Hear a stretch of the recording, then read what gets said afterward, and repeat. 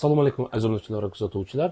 Bizlar ba'zi savollarga ko'ra videoni ola olmagan edik, lekin mana hozir sezon kelishmasdan oldin men sizlarga xaldinik olishingizga nimaga e'tibor berishingiz haqida video obzor ko'rib beraman. Video yoqqan degan umiddaman. Like va podpiskalarni ayamaymiz. Aziz o'quvchilar, xaldiniklar ikki xil turga bo'linadi. Yevropeiskiy standartlarga no-frost va defrost deyiladi. No-frost degani u hozirdagi zamondagi xaldiniklar vazduhni aqlashgan, ya'ni puflab sovutadi, xuddi konditsionerda sovutadi, temperaturasi balandroq bo'ladi va ularni muzlatgichda 1 santimetr 1 millimetr muz hosil bo'lmaydi.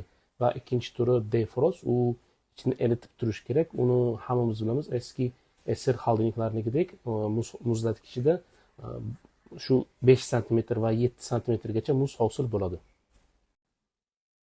Sizlarga non-frost yoki defrost to'g'ri qaysi kelishini bilmayotgan bo'lsangiz agar, men sizlarga maslahat berishim mumkin. Agar sizlarga напряжение svet, ya'ni tok past bo'lsa va ko'p o'chayotgan bo'lsa, ichi defrost, ya'ni ichi yoqilayotgan olsangiz yaxshiroq. Sabab chunki muzlatgichda muz hosil bo'lgani, u svet o'chganda ko'proq sovuqlikni ushlab turib bera oladi. Non-frost, ya'ni воздушное охлаждениеga nisbatan. Воздушное охлаждение qanaqa va qaysi joylarga to'g'ri keladi? Воздушное охлаждение bo'lgan xaldiniklar svet yaxshi 200 dan past bo'lgan va ko'p o'chmayotgan, ya'ni o'chayotgan bo'lsa, 1 soatdan ziyod o'chmayotgan bo'lsa, shu воздушное охлаждение olsangiz bo'ladi.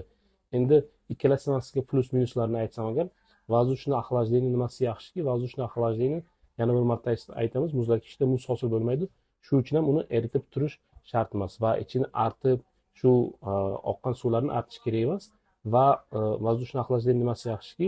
Shu narsalaringiz ustini yopmasangiz ham hid urmaydi. Ichi yoqilayotganlarni, masalan, defrost xaldiniklarniki qaysi pluslari borki, u svet o'chganda yoki svet past bo'lganda hamma mahsulotingizni morozilkaga, ya'ni muzlatgichga qo'ysangizlar, ko'proq sovuqlikni ushlab turib bera oladi.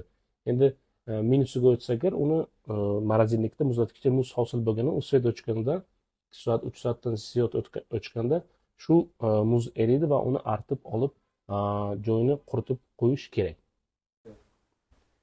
Endi aziz o'quvchilar, siz xaldinikni qanaqa turligini va qanaqa xaldiniklar borligini siz sistema охлаждения bilib oldingiz.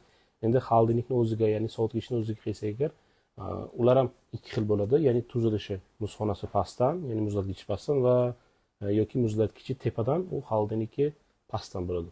Endi hozirdagi paytda mana maqsadim o'zi Yevropa standartlariga mos va umuman olganda hozir zamon talabi muzlatgichni pastdan bo'lyapti.